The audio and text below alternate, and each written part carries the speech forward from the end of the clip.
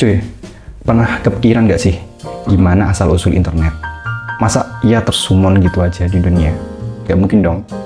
Pasti ada yang nyiptain. Dan biasanya, inovasi besar seperti ini lahir dari ancaman yang besar. Misalnya, perang. Konteks bang. Oke, pada tahun 69, Perang Dingin sedang memanas antara Amerika dan Uni Soviet. Nah, waktu itu, Amerika, atau dalam hal ini Pentagon, khawatir banget kalau Uni Soviet itu tiba-tiba nanti mengebom jaringan komunikasi mereka, yang menyebabkan jaringannya hancur dan mereka nggak bisa berkomunikasi. Dari ketakutan itu, muncullah pertanyaan besar. Gimana caranya bikin jaringan komunikasi yang tetap hidup meskipun sebagian hancur? Nah, singkat cerita, Perang Dingin pun berlalu. Tapi, warisan teknologi mereka tetap hidup sampai sekarang. Kita bisa scrolling media sosial seharian, nonton video brain root sampai pintar, belanja online, main game, kerja online, semua bisa kita lakukan dengan internet. Kita yang menikmati internet, nggak semua tahu apa yang terjadi di balik semua ini. Nggak pernah paham gimana internet bisa berjalan. Padahal, di balik semua kenikmatan duniawi berupa internet ini, ada infrastruktur ribet yang menghubungkan miliaran perangkat di seluruh dunia dengan cepat. Bahkan lebih cepat dari kedipan mata. Nah, gimana sih cara kerjanya, Bang?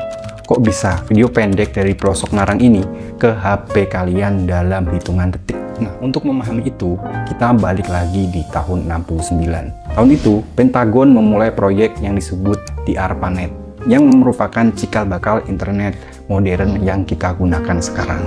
ARPANET ini revolusioner banget, karena merubah cara kita mengirim pesan atau data. Jadi, pesannya itu nggak langsung meluncur lurus kayak kabel telepon, melainkan dikirim melalui data-data kecil. Jadi, mereka waktu itu punya teknologi baru yang namanya packet switching. Sederhananya, packet switching bekerja dengan memecah data menjadi paket-paket kecil sebelum dikirim. Nah, masing-masing paket kemudian mengambil rute terbaik untuk sampai ke tujuan, lalu disusun lagi saat tiba di tujuan. Teknologi ini itu terbukti lebih cepat dan efisien daripada teknologi yang lama. Nah, konsep inilah yang menjadi modal utama berkembangnya internet modern sekarang. Awalnya, ARPANET itu cuma satu jaringan yang menghubungkan instansi pemerintahan di Amerika Serikat. Tapi selanjutnya, orang-orang mulai menyambungkan banyak jaringan lain, sampai akhirnya lahir kumpulan jaringan raksasa yang kita kenal internet seperti sekarang. Semua itu bisa terjadi berkat teknologi yang namanya TCP/IP. Di tahun 1974, dua orang jenius menciptakan TCP/IP atau Internet Protocol Suite. Ini tuh semacam bahasa universal buat komputer. Entah kalian memakai Mac, PC, Android, iPhone, atau merek perangkat lain, asal ada TCP/IP, perangkat kalian itu jadi bisa nimbrung dalam tanda kutip ngobrol di internet. Lantas, bagaimana cara kerja paket switching ini, Bang? Ketika kamu ngirim pesan ke teman kalian, misalkan di belahan dunia lain, pesannya itu nggak langsung meluncur lurus kayak kabel telepon zaman dulu. Nah, terlebih dulu, pesanmu itu dipecah jadi paket-paket kecil. Dan setiap paket itu punya alamat IP atau alamat asal dan tujuan. Kemudian, paket meluncur lewat banyak jaringan yang saling terhubung, sembari mencari rute paling lancar. Makanya, data bisa sampai dengan super cepat. Ada satu fakta menarik, internet itu terdesentralisasi ya. Nggak ada yang punya. Dan kalaupun ada satu orang yang memiliki niat jahat untuk mematikan seluruh jaringan internet di dunia, itu sangat tidak mungkin. Karena banyak sekali jaringan independen yang saling terhubung.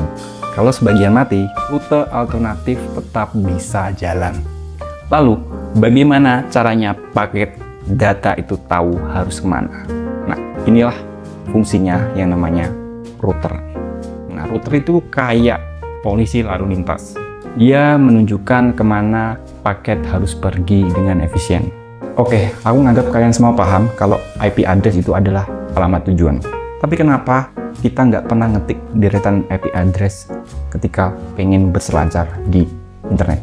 Inilah ajaibnya, karena semua itu bisa memungkinkan karena ada yang namanya DNS.